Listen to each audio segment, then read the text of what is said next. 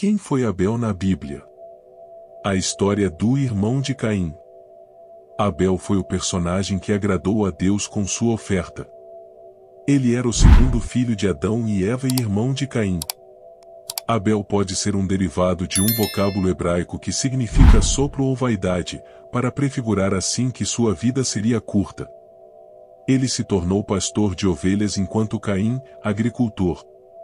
Na época das colheitas, o mais velho ofereceu a Deus alguns dos frutos colhidos. O mais novo, porém, apresentou os melhores animais do rebanho, para enfatizar o valor e o custo deles. Quando ambos levaram ofertas para Deus, Deus aceitou o sacrifício de animal de Abel e rejeitou a oferta de vegetais de Caim. O seu sacrifício foi recebido favoravelmente pelo Senhor, mas o de Caim, não. Então Caim ficou com ciúmes de seu irmão e o matou. Seu ato pecaminoso não ficou escondido do Senhor e a morte de Abel trouxe-lhe o juízo divino. De acordo com a história, o caráter de Abel era mais merecedor da bênção de Deus. Por essa razão, sua oferta foi aceita e a de Caim não. Não existe evidência nas Escrituras que ofertas vindas da terra foram vistas com menor importância de que as ofertas envolvendo o derramar de sangue. Debaixo da lei de Moisés, que veio depois, os dois tipos de ofertas eram requeridas. No Novo Testamento, Abel é lembrado como o primeiro mártir. Ele representou a primeira fatalidade subsequente à maldição de Deus sobre a humanidade, por causa da desobediência de Adão e Eva.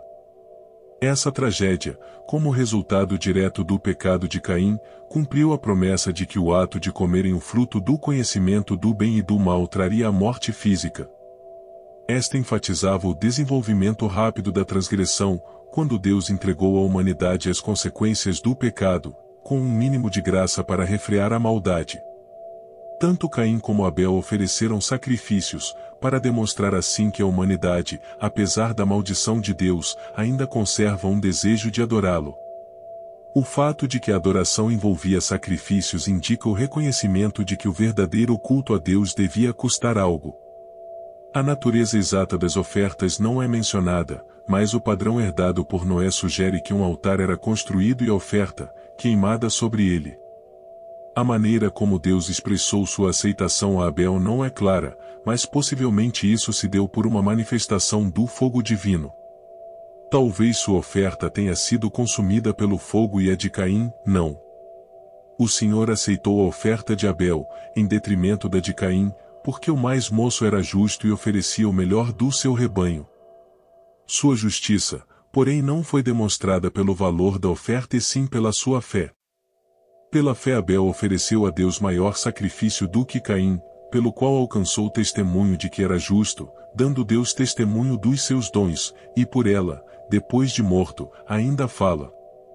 A repreensão de Deus a Caim, portanto, focalizou sua atitude de coração.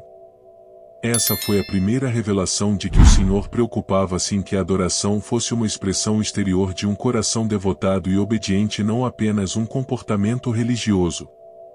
O assassinato de Abel, como um homem de fé, tornou-se um protótipo dos que seriam martirizados por sua confiança. Nesse sentido, a fé de Abel ainda fala porque sua confiança ainda espera uma vindicação. Ele nunca recebeu a bênção da aprovação de Deus por sua fé sobre a terra. A morte prematura de Abel mostrou que a vindicação final da fé é uma esperança futura, mantida com a confiança em Deus. Um contraste, contudo, é estabelecido em Hebreus 12 verso 24 entre o testemunho do sangue de Abel e o de Jesus. E a Jesus, o mediador de uma nova aliança, e ao sangue da aspersão, que fala melhor do que o de Abel. O de Abel providenciou um testemunho para Deus e trouxe uma maldição sobre Caim. O de Cristo é superior porque, embora derramado por pecadores, traz bênção e não maldição. O sacrifício de Jesus não representa um martírio, mas um meio eficaz de salvação. Importância de Caim e Abel. O significado da história de Caim e Abel podem ser resumidos em 2 pontos. Primeiro, conta os modos de vida concorrentes dos dois irmãos, que são agricultores e pastores, um que não reservava tempo para Deus e o outro que dedicava muito tempo. Ela nos diz que, embora estejamos ocupados ganhando a vida, pagando contas e cuidando da casa, nunca devemos perder tempo para nos comunicar com Deus, pois Deus é nosso provedor final. Em segundo lugar, está o fato de que a humanidade peça primeiro contra Deus e depois uns contra os outros. Esse fato é significativo porque nos diz para sermos gratos a nosso Senhor Jesus Cristo por nos salvar de ambos os pecados e nos lembra dos dois mandamentos muito importantes: amar a Deus e amar nosso próximo.